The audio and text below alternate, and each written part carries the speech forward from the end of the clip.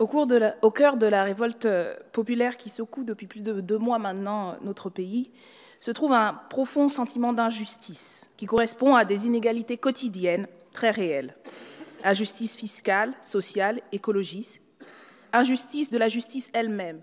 Suivant l'adage, selon que vous soyez puissant ou misérable, les jugements de la Cour vous rendront blanc ou noir. À ce cri d'injustice du peuple, le gouvernement et la majorité répondent par le mépris et la régression. Le mépris en faisant payer par les personnes modestes les quelques concessions arrachées pourtant de haute lutte, tandis que vous exonérez les plus riches, en organisant à grands frais et à grand bruit un débat national en carton, verrouillé par un exécutif qui pose lui-même des questions biaisées dans l'objectif de faire avaliser sa politique, un peu d'ailleurs comme la soi-disant consultation concernant les textes que nous débattons aujourd'hui et qui a été critiquée par un grand nombre de professionnels de la justice. La régression, comme cette répression policière et judiciaire sans précédent contre le mouvement populaire actuel qui fait pâlir d'envie et d'admiration les autocrates du monde entier.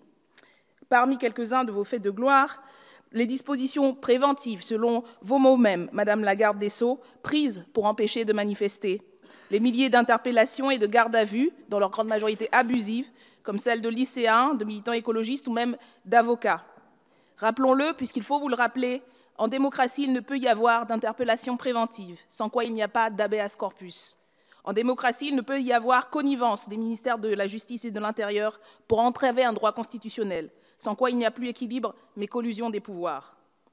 Cette régression est également à l'œuvre dans les projets que vous nous proposez de programmation et de réforme judiciaire qui suivent une logique boutiquière et austéritaire profondément injuste. Ces textes sont injustes car ils sont l'expression d'une justice de classe et de ce fait, ils servent un projet fondamentalement répressif. C'est par la force et la menace de l'usage de la force que les puissants se targuent d'assurer l'ordre, qui n'est en fait pour eux que le synonyme de la société inégalitaire qui fait profiter toujours aux mêmes du labeur des autres. Justice de classe, donc, car elle permet de protéger les intérêts d'une minorité, déjà matériellement privilégiée, et qui s'appuie ainsi sur le système juridictionnel pour accroître son pouvoir. Une justice à 2 vitesses où le patrimoine détermine les chances de gagner un procès. Ainsi, le projet de loi prévoit dans l'article 4 qu'il soit possible, dans un plus grand nombre de contentieux, de se dispenser de la représentation d'un ou une avocate et de se défendre soi-même, ou par l'assistance de personnes, je cite, « exclusivement attachées à son service personnel ou à son entreprise ». Mais pour qui est-il plus simple de se défendre soi-même dans un litige ou de demander les services personnels de personnes attachées à son entreprise? Est-ce plus facile pour un banquier, une banquière, un énarque, ou une employée à temps partiel, ou une ouvrière agricole? À qui donc profite cette dite simplification?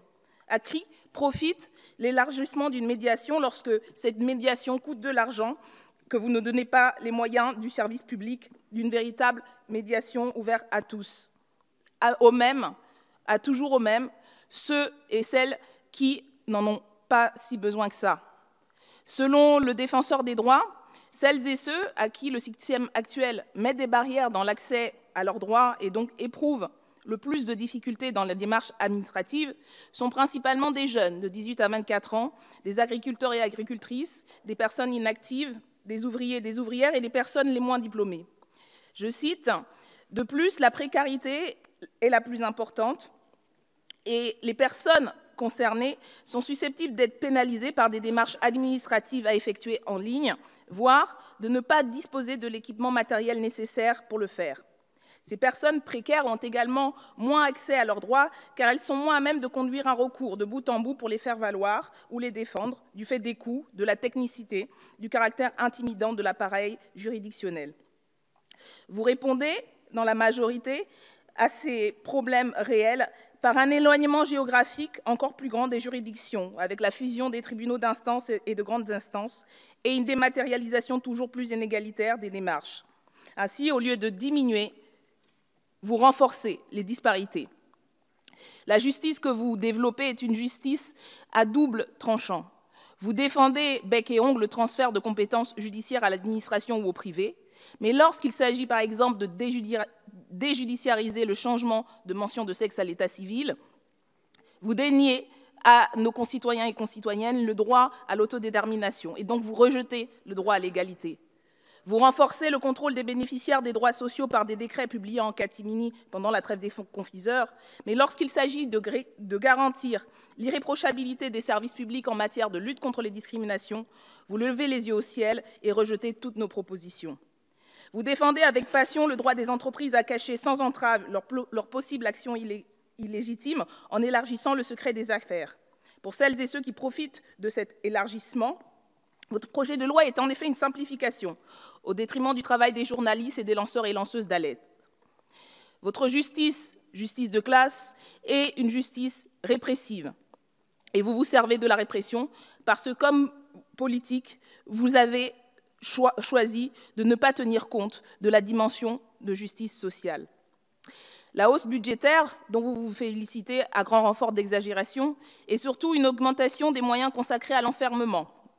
Madame la ministre, vous avez répété fièrement qu'il y aurait 7 000 places en plus d'ici 2022 et 8 000 qui sont budgétisées pour arriver en 2027. Nous supposons que vous y mettrez bientôt les personnes tombant sur le coup du délit de manifester que vous prévoyez de faire voter prochainement.